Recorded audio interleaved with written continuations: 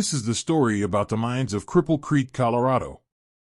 Cripple Creek, Colorado was a land of possibilities, a turn-of-the-century mining town where hope itself hollered. It beckoned men from across oceans and deserts to come and claim their fortune.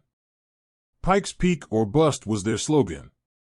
Pikes Peak was the first mountain they saw on their journey, so they went there to find their fortunes. Thousands came hot and hurried, tortured by the gold fever of possibility.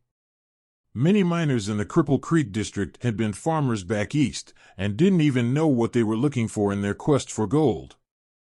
Some of them didn't even know how to pitch a tent or build a fire. But they had caught gold fever. In the 1840s, gold seekers crowded the trails across the Great Plains on their way to California, where gold had been found. In 1859, a second onslaught of miners headed west. The gold there wasn't just lying in the streams or spilling from the rocky cliffs. Pikes Peak wouldn't give up its gold until nearly 50 years later, when yet another wave of miners began digging deep underground. Gold was discovered in 1891 by a cowboy and part-time prospector, and it transformed a sleepy, little ranching community into one of the world's richest gold camps. From 1890 to 1910, more than 22,400,000 ounces of gold were extracted from over 500 mines in the Cripple Creek mining district that included Cripple Creek and the neighboring town of Victor. This mountain community was home to over 50,000, many seeking their fortunes in the hillside mines of Pikes Peak. The town has had a rather tumultuous history, burning to the ground in 1896 and having a reputation for lawlessness in its infancy. The survival of the city depended on the price of gold, and when the price dropped, so did Cripple Creek.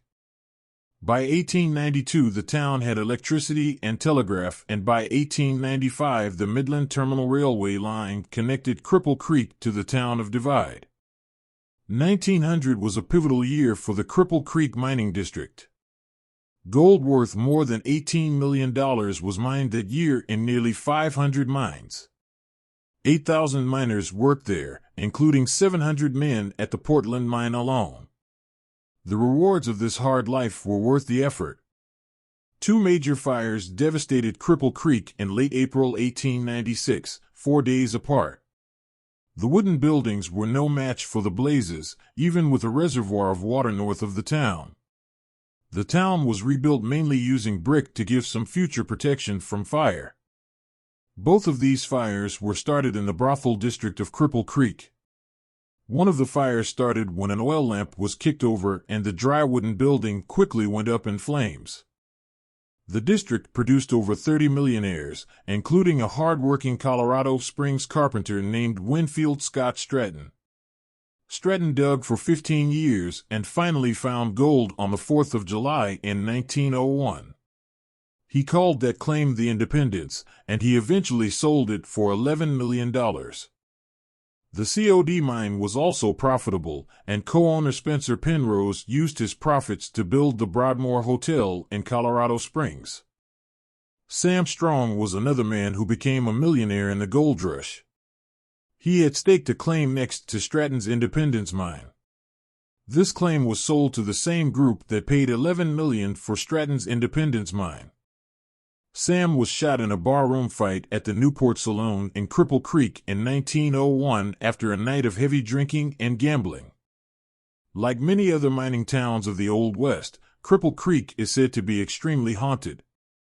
Given its rich history, complete with mining accidents, floods, fires, lawlessness, and bloody battles between mine owners and labor unions, it comes as no surprise to learn of the many ghosts who continue to linger in this once thriving city.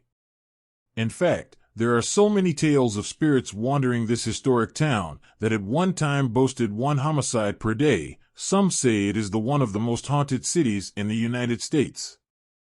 Today, Cripple Creek is pretty much a tourist town. All the old buildings have been transformed to their former glory that now play host to cafes and coffee shops along with taverns and other eateries. You can also go on mine tours of some of the mines that made the district of Cripple Creek world famous. I hope you enjoyed this short story about the mines and town of Cripple Creek. Please like, share, and subscribe so we can continue to bring you more old lost mine stories.